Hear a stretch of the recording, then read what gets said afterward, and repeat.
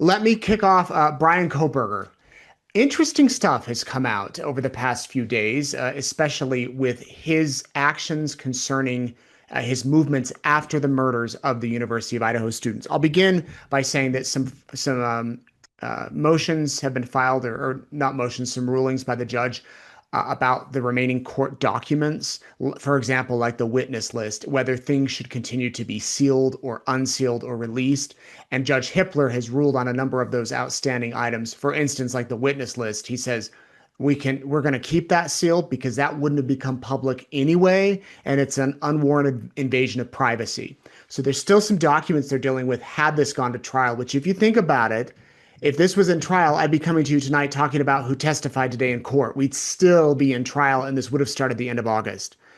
Instead, we know he took the plea agreement. He'll serve life in prison, cannot be up for parole, and it is what it is. So the judge is dealing with records and whatnot.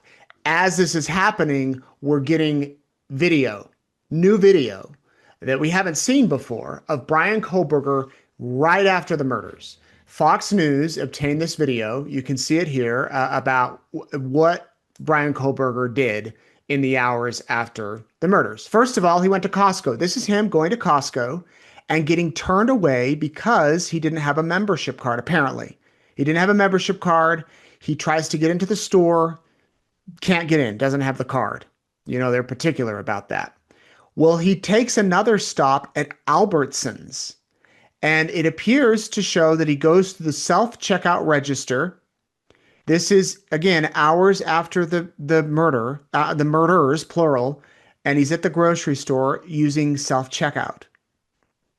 The videos include numerous clips taken at his stops. And then there's video. Now, we've seen some of this. We first saw it on Dateline when they did their show several months ago about the movements from surveillance footage showing that Hyundai Elantra, where he changed the license plate at a neighbor's, the video footage showed him stopping at a neighbor's nearby. A neighbor's surveillance footage, there, I can get it out, showed him stopping at the home where the students were. And ultimately, he was parked there for a short period of time before it left. And now there's more videos showing that him driving around, numerous clips taken by surveillance cameras throughout the route to and from the crime scene, showing what appears to be his Elantra in various locations before and after the murders. This is the movements of that night. Whether this was all planned, go to Albertsons, go to Costco, we'll never know unless he decides to talk. And at that point, do you believe him? But it's kind of interesting to see the actions, what happens after somebody does something so horrific. I mentioned he also changed the license plates after the murder, switching it from one Pennsylvania registration to a local one. So you would think, okay, if you have the plates on your car, you commit a murder, you go switch them. Maybe that's a way to, throw off the police or whatnot. But interesting to see, him at the Albertsons in a green dress shirt, nice dress slacks, as it appears to me, buying something at the grocery store. And I can't tell exactly what he bought at the register, but we know that Kohberger is serving 4 consecutive life sentences, no chances of parole, plus an additional 10 years.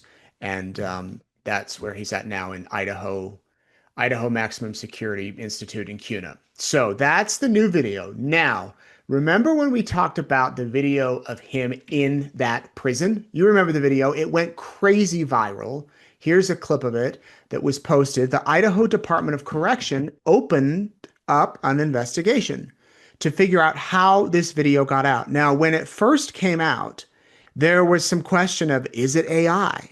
Is it manipulated video? Is that really him? It looked pretty clear to me like it was him in a jail cell, in a prison cell. But then you wonder, how could that video get out? It's not like I've been to these prisons. I haven't been to the maximum security prison, but a few weeks ago, we spent some time in another facility just down the road, just the general population prison. They took our phones, they took our IDs. We could not walk through that facility with any electronic device. And we were allowed like I was with Jordan, my photographer, he was allowed a camera, but we could not have that camera up until they said it was okay. And so you see that footage, you're like, how did that get out? Well, immediately you think, which prison guard shot it from their phone? And it appears that's what happened. An investigation was open, and the Idaho Statesman reports that no criminal charges will be filed against the corrections officer suspected of recording and releasing prison surveillance security footage of Bryan Kohberger. Prison officials in the Idaho State Police conducted an investigation. They determined the video was, quote, authentic and in clear violation of policy. You obviously can't work at the prison and record the inmates and then leak it. After the footage made its way online in August, prison leadership committed to finding the person and holding them accountable. Investigators said that they determined it was a man who worked at the prison, IDOC, and even though the footage was recorded, according to ISP, Idaho State Police, which did the investigation, it was found that the action did not rise to the level of breaking a law, a state or a federal law. While it may have violated all the policies and procedures in the handbook for the prisons, the law was not broken. The employee quit their job with this prison system before he could be fired. Aaron Snell, quote, with ISP said he has now resigned and there is no criminal violation we can charge him with. The video does not fall under the definition of contraband. Prison officials did not provide more information to the Statesman. The IDOC spokeswoman, Sanda Sir Magic, said that the individual responsible for the policy violation was identified and has since left the agency. The case was referred to the Idaho State Police, which determined there was insufficient evidence to pursue criminal charges. We remain committed to upholding the highest standard of conduct and will continue to enforce all policies to protect the security of inmates and staff. So I've been asked multiple times, did we pay for the video? Did we pay to show the video? No, East Idaho News did not pay for the video. We don't pay. Here's kind of how it works. Everybody thinks that we pay, not everybody, a lot of people think that we pay for footage or photos or interviews. We don't. I've never paid for an interview in my life. I've never paid for footage in my life. We did pay one time a licensing fee. Emmy's coming in here. I need this notebook, Emmy. Oh, she's grabbing something. She was recording interviews in here earlier. You want to yell hi? Emmy says hi, my daughter. Again, the kids are here. Hope you don't mind. We did pay one time for footage of an explosion. Somebody got dash cam video, and what it is that you pay to license. You pay for the licensing rights to show the footage. But that's the only time we've ever done it. I think we paid like $100.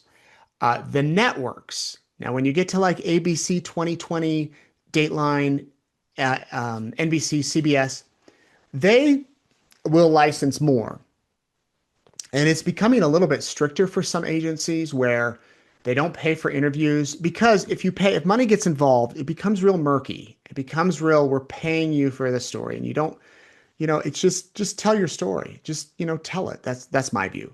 Tell your story and share the photos and let us talk about your loved one or whatever. But so we don't pay. Some of the networks might pay to license footage. I don't think they'd pay for this prison footage, but there are agencies who do pay and are open about it. TMZ, they pay. Daily Mail, they pay. And if someone contacted them with this footage as an exclusive, I believe you could make a pretty penny with it. I believe if you had authentic footage of Bryan Kohberger or Lori Vallow or a notorious killer in prison walking around doing something like that, you could make probably a couple $1,000s, maybe more. I know it sounds so dirty. It is to me. Like I said, we wouldn't pay, but that people are going to watch it and it's going to get you news content and it's just, I hate to say it, but kind of the world we're in, and I'm just being transparent with you. So I don't think that this prison guard sold the footage. I don't know. I have no idea. The first place I saw it was on Twitter.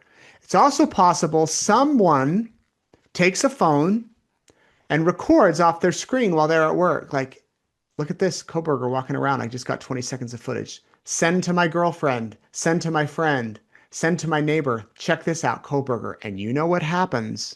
You know what happens once it's sent to one person.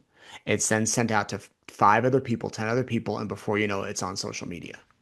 And so that's possibly what happened. I don't know. Um, so that's kind of how the payment thing works in the media world. Um, I've told this story before that the day Lori Vallow was arrested in Hawaii, a paparazzi called me and said, I have photos and video of Lori Vallow in handcuffs in Hawaii. Well, how much will you pay for them? And I said, we don't pay. We don't pay for footage. We don't pay for photos. He goes, what? Your company will pay to fly you to Hawaii, but you won't pay me for my photos? We're like, we're not going to pay. And those photos were licensed to a network that I saw the next morning. They were running the pictures, and that same network got the wedding photos of Chad and Lori. They paid a pretty penny for those, and those photos ended up not they who they licensed them from didn't even have the licensing rights. They didn't even own the photos. Anyway, that's another story. So it just gets messy when money's involved, and that's what it is. So bottom line, they found the leaker. They found who took the images, the photos of Kohberger, and that person no longer works for the prison. And I'm sure everybody at the prison is like on high alert as far as to never leak anything like that.